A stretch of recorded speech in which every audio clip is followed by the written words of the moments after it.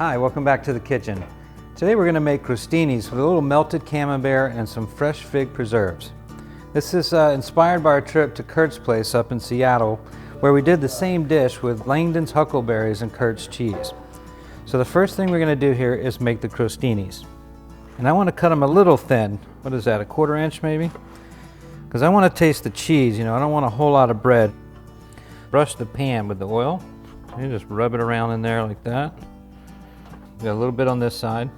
And this is a really great party hors d'oeuvre. This could be any kind of bread, any kind of cheese, really anything that you want. You could put meat on these, you could put salmon rillettes or salmon spread. And it doesn't have to be camembert, but it really helps if it's some sort of soft cheese that melts nicely.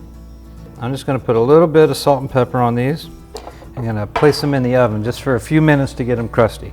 If you're using the huckleberries like we did, or some other like blackberries or fruit, just very simply, if you want to get a kind of, these are preserved, so these are already in sugar, but if you want like a quick way to just kind of make a preserve, just a little heat and a little sugar together just for a little while, let that cool off and they'll form a nice little preserve.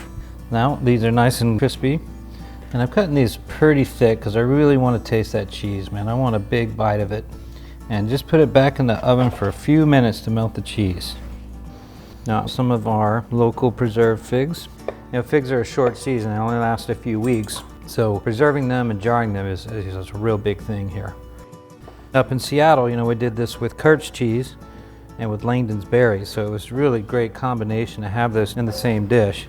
It's just a really neat way to combine different people's food into really interesting, cool things. All right, melt the cheese down here, perfect. So to finish this off, one fig on each one.